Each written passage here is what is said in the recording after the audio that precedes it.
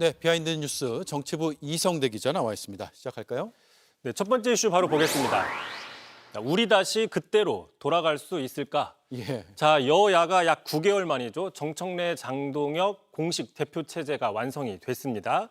자, 이제 앞으로 여야 관계가 어떻게 설정이 될지 관심인데 일단 오늘 오전에 정청래 대표는 이 장동혁 대표 선출에 대해서 묻는 기자들 질문에 가겠다라고 말을 아낀 상태입니다. 예. 일단 인사하러 가겠다. 예. 여야가 여느 때보다 그 인사하러 가겠다가 아니라 예. 내 갈 길을 가겠다라고 갈 길을 답변을 피한 가겠다. 겁니다. 예. 여야가 여느 때보다 강대강 대결 구도가 될 거란 예상이 많죠. 그렇습니다.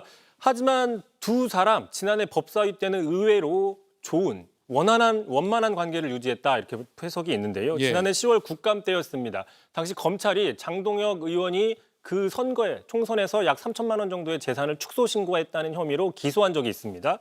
자, 그러자 이제 당시 정청래 위원장이 장동혁 의원의 재산 축소 신고는 실무적인 착오일 뿐인데 검찰이 무리하게 기소했다는 것이 국민의힘은 물론 당시 야당이었던 민주당의 공통된 의견이다라고 적극적으로 옹호를 한 적이 있었고요. 예.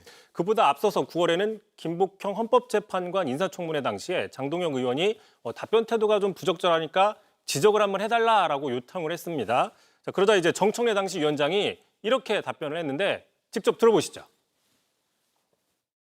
그 부분에 대한 말씀을 다시 한번 해주실 것을 위원장님께 부탁드리겠습니다. 네, 의사진행 발언을 잘 들었고요. 정심, 장심 같습니다. 정청래의 마음이나 장동혁의 마음이 같습니다. 왜냐하면 지금 그 의사진행 발언 내용을 제가 지금 말씀을 드리려고 그랬거든요. 예. 정심, 장심.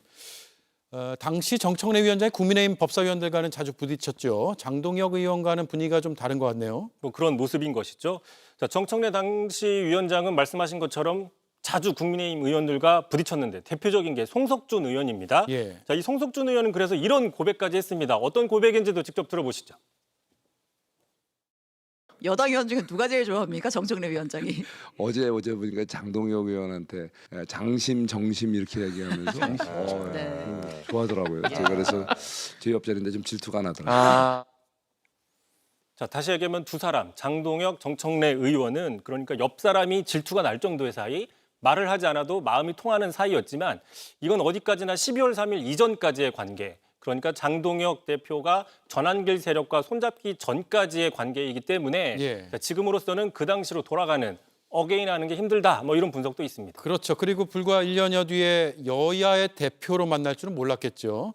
정 대표가 축하난도 보냈다고 하는데 서로 악수를 할지 관심이 또 쏠리겠네요. 그렇습니다. 일단 그래서 그런 관계 때문인지 앞서 보신 것처럼 일단 언론 질문에는 즉답을 피했습니다. 다만 오후에는 국민의힘이 도로 윤석열당, 내란당으로 가고 있다고 강력하게 비판했지만 장동혁 대표에 대한 직접적인 거론은 하지 않았습니다. 그래서 예. 말씀하신 것처럼 악수를 하게 될지, 하게 되면 언제 하게 될지 이제 관심이 커지고 있는데, 자, 말 나온 김에 여야의 공식 대표, 그러니까 비대위원장이나 직무대행, 권한대행 같은 임시직이 아니라 당 그 선출이 된 직접 공식 대표들 사이에 공개적인 자리에서 악수한 가장 마지막, 혹시 이게 언제인지 아시겠습니까? 마지막이요? 예. 예.